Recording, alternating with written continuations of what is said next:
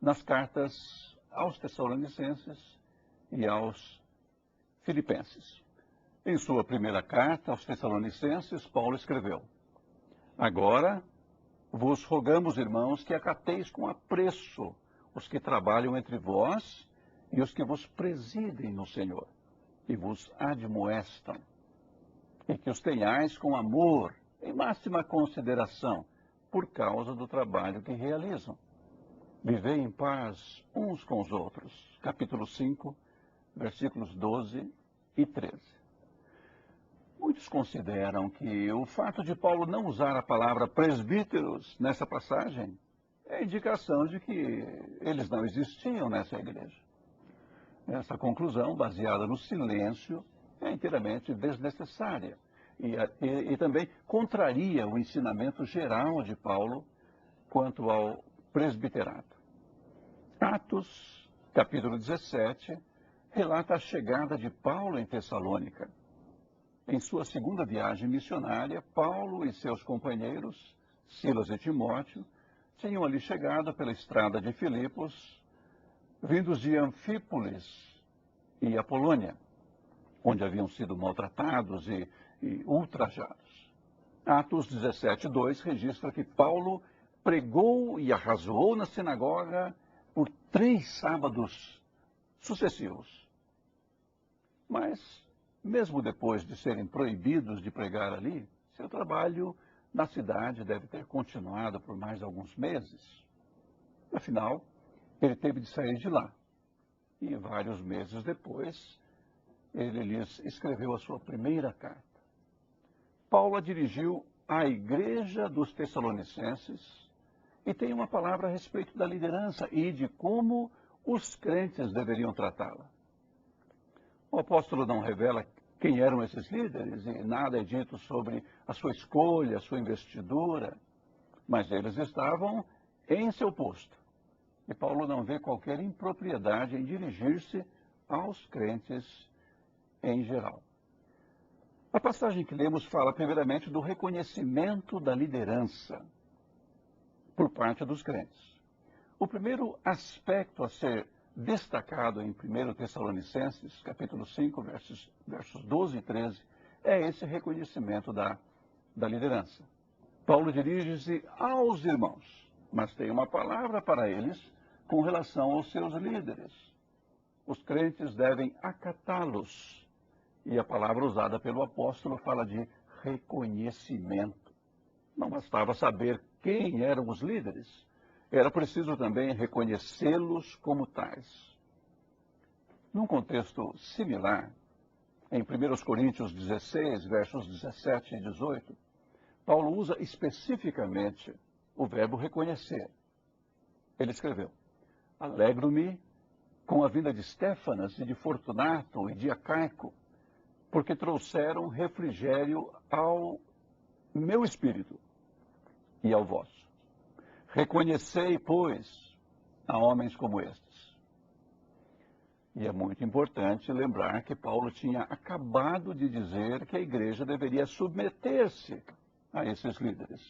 No versículo 16, lemos: que também vos sujeiteis a esses tais, como também a todo aquele que é cooperador e obreiro. O reconhecimento da liderança vinha junto com a submissão e era expresso por ela. Mas é importante destacar que a liderança existente na igreja de Tessalônica era reconhecida pelo apóstolo Paulo.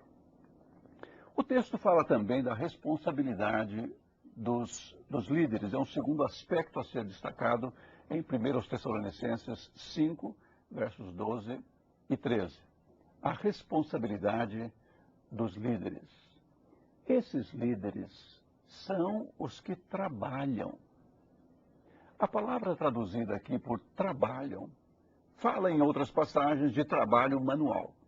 Em Lucas 5:5, o pescador Pedro pondera: havendo trabalhado a noite toda, nada apanhamos, mas sob a tua palavra lançarei as redes.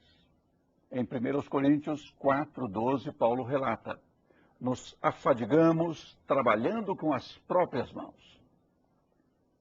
Em Efésios 4:28, Paulo exorta os crentes. Aquele que furtava, não furte mais. Antes, trabalhe, fazendo com as próprias mãos o que é bom. Todas essas ocorrências referem-se a trabalho árduo, que produz cansaço. E aí está um aspecto distinto do ofício do presbítero. É trabalho extenuante. Cuidar do bem-estar do povo de Deus consome tempo e energia. Muitas vezes parece trabalho desanimador. Exige dedicação pessoal. Muito sacrifício. Esses líderes são os que trabalham entre vós, acrescenta o apóstolo. O trabalho é em relação à comunidade. Aqui está outra responsabilidade do presbítero. Não se trata de um ofício isolado. Não se limita a participações burocráticas em reuniões de diretoria, algumas horas apenas por mês. Isso fica mais claro quando consideramos as palavras presidem e admoestam.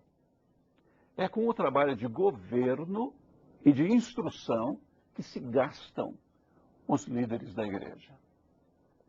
Outro destaque deve ser feito ao fato de Paulo falar de uma liderança coletiva, colegiada.